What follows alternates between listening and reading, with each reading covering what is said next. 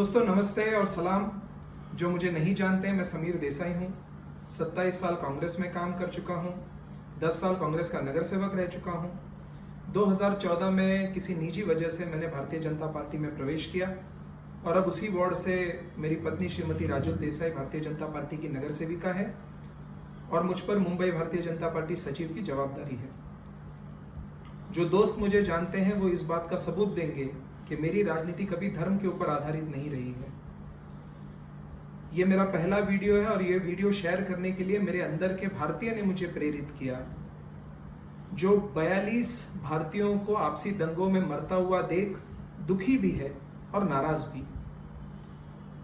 दोस्तों, CAA citizenship amended act, क्या ये एक्ट इतना डेंजरस है, इतना डरावना है कि अब उसके सदन में पारित होने के बाद मेरे देश के मुसलमान भाई या बहन की नागरिकता खतरे में आ गई है?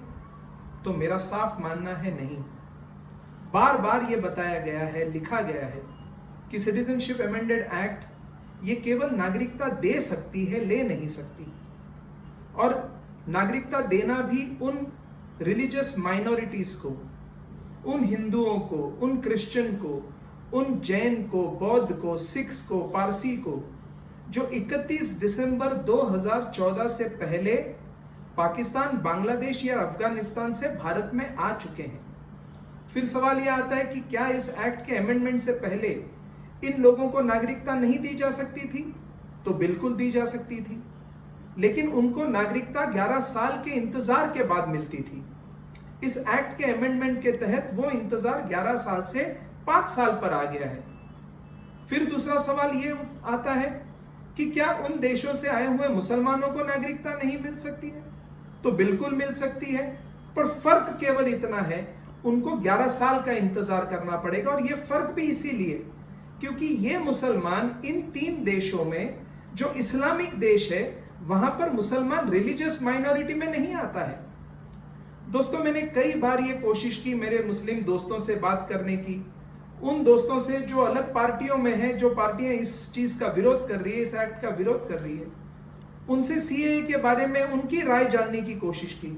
तो पता ये चला कि कईयों को तो CAA के बारे में पूरी जानकारी है ही नहीं, केवल भेड़ चाल चल रहे हैं। और जिनको जानकारी है वो इसके साथ NRC को जोड़ रहे हैं।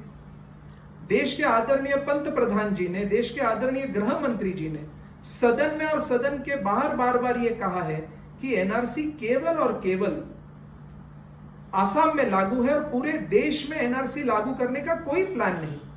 बट इन एंटीसिपेशन कि आज CAA आया है तो कल NRC आएगा, इस एंटीसिपेशन ये विरोध करना कहां तक जायज है दोस्तों?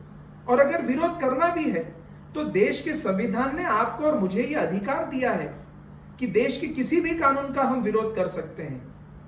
लेकिन वो विरोध करते समय कम से कम इतना तो हमने ध्यान रखना चाहिए कि अपने और दूसरों के जान माल का नुकसान ना हो।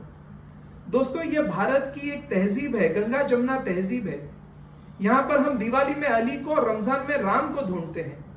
कुछ राजनीतिक दल, कुछ राजनीतिक लोग अपने निजी स्वार्थ के लिए इस तहजीब को खंडित करने का प्रयास कर रहे हैं, जिसका हमें विरोध करना चाहिए, जिससे हमें बचना चाहिए। दोस्तों, मेरा इस प्रयास से, मेरे इस वीडियो से, अगर मैं मेरे देश के एक भी मुसलमान भाई या बहन के दिल से ये डर अगर निकाल सका तो मैं समझता हूं मेरा ये प्रयास सफल हुआ है। आप सबको धन्यवाद। जय हिंद, भारत माता की जय।